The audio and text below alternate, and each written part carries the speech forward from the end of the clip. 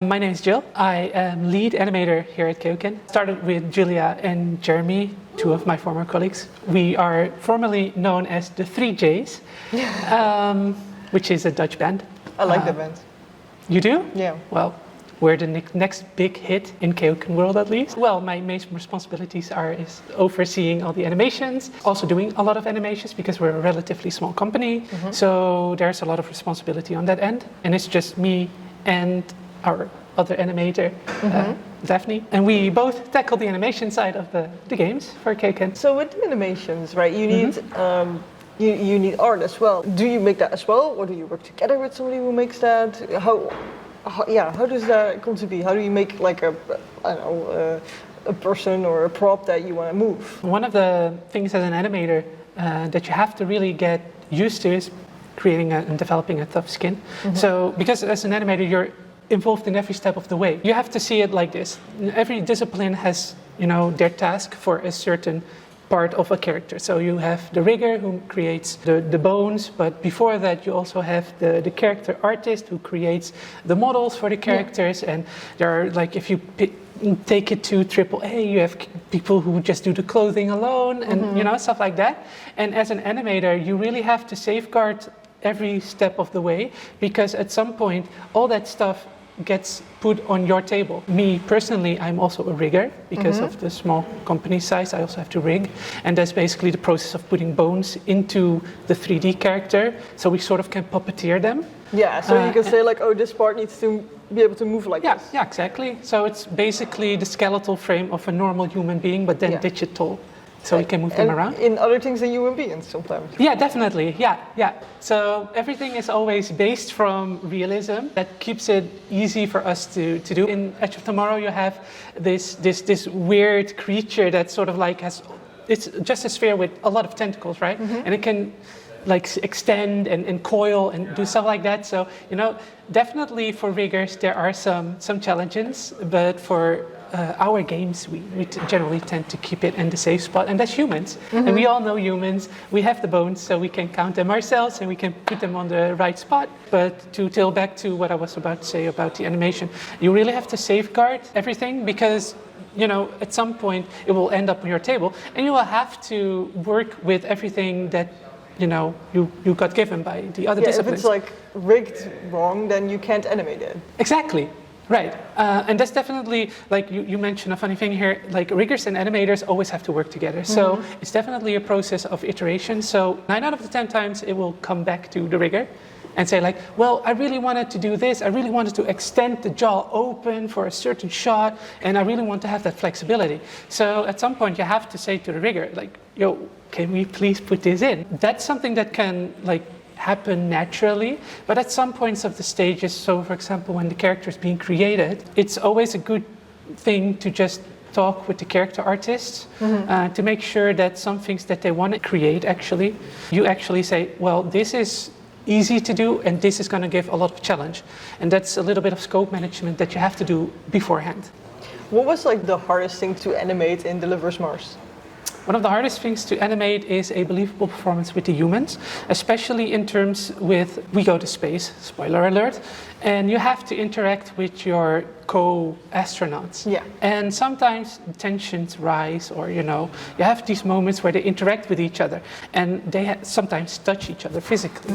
That's really a hard process to animate on yourself. So there are 2 disciplines, maybe more, but for the sake of simplicity, I'll just keep it at 2 disciplines in the line of animation. You have recorded shoot, which is mocap, a PCAP, mocap, and you have hand-keyed animation. So hand-key animations are games like, for example, the older PS1, PS2 games, those are typically hand-animated, or like cartoony games like Ratchet and Clank, There is a certain art style to that animation where you just can't do that with a real human being. So they push those boundaries by animating it with just simple frames in a computer software. And the approach that we did was motion capture, which made our lives on certain elements a lot easier, in terms of like physicality, like 2 people working together, touching each other. For example, I'm really angry with someone and I want to push them. If you have that on a pre-recorded mode, like what you can do with mocap, that becomes easier. But I would definitely have to say that There are some moments where we wanted to do some handcrafted things, and those were kind of tough to tackle.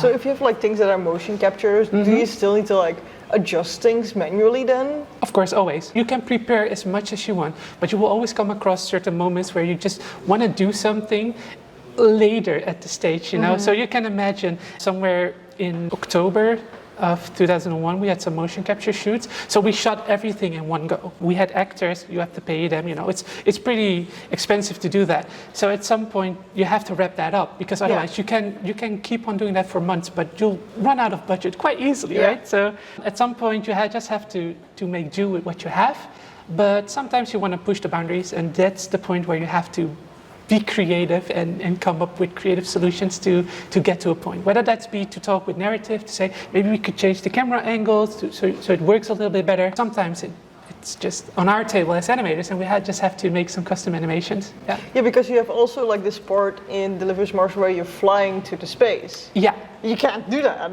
Like you can't motion cap that. Yeah. So is that all like hand animated? The fun thing is, and Julia is already sort of illustrating that on the back, but you guys can see that. Initially I said to the guys, we're just gonna do handcrafted 0G motion. For example, you are in the ship and you have the characters unstrap from their belts and they go to their sleeping quarters, right? Yeah. Initially I said, oh, that's easy. I just put some poses in and I'll let the character move from A to B, right? I can just hand key that. But we had a few moments during the motion capture shoots where we had some free time. And we really wanted to test out something. So it's really fun that you say this, because we actually motion captured everything that you see on 0G. That was by means of dismantling a chair. So you can imagine you only have the seat, and you put an actor, a very expensive actor, put them on their belly, on the seat, and push them towards a certain point, you know, in the physical space of the studio. You know, you had certain props, they had to grab on to poles and stuff like that, you know? We all motion capture that, actually. So when you transitioned from Delivers the Moon to Delivers Mars, were there like obstacles that you had with like animation? Moon is a very solitary exploration game, so you are on your own. You're just Rolf, and you just walk from point A to B and explore and do puzzles, right? And there's like 0 NPCs you come along the way. Of course you have your holograms, and those are all very nice, but those are relatively small in scope that they were manageable. And for Mars we wanted to transition more to be more in your face storytelling, right? So you have your cutscenes, you have more characters. You are, I believe, with a total sum of 5 to 6 characters in the game where you interact with. They all had to be animated. One of the huge hurdles of going from Moon to Mars is the implementation of faces. What we previously had was a guy with a helmet, and now we wanted to expose the faces, because I think one of the newest layers to Mars is the fact that we can actually come up and close and be more interpersonal with these people, right? To sort of drive the narrative, that extra layer of narrative home. With that comes the hurdle of, you guessed it, because me being the only rigger on the game, we had to rig 6 individual human beings with all their own specific characteristics, which had to be animated, right?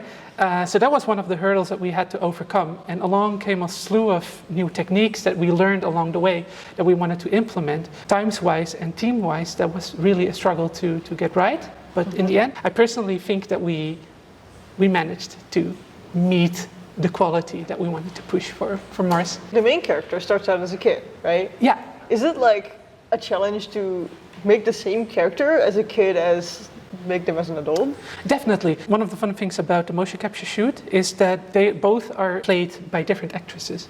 So you have Elise Chappelle, amazing actress for adult Cathy, we call her adult Cathy, and you have Louisa for child Cathy. Even though in body performance they could match quite well, because they are professional actresses, right? They can make that translation quite well. But face animation is a bit different, right? Because the characteristic, the manneristic, and even like the whole mimicry of a child is totally different from an adult. They're way more expressive and stuff like that. And of course there are gradations between children and how they are, but the character profile for Cathy kind of fits for her to be more expressive, be more childlike, this adventurous and wondrous thing that we wanted to instill in her. For us, it was definitely harder to do as opposed to an adult, because for an adult, you can imagine, I could just put a mirror next to my screen. That's what I typically do for facial animation, to see how my own mimicry is and how I can translate that to the character. But I'm not a child, right? No. So the translation of children is very differently. But luckily, Louisa was really a good actress in that sense, that she could really nail it. But yeah, next to that, we really had to get a lot of references to see like how does actually a child, behave. Typically in games, you see that often, that sometimes it's hit or miss. Yeah. So that was really a challenge. Yeah, we tried our best. I think it looks really good. Thank you. Yeah, you did a good job.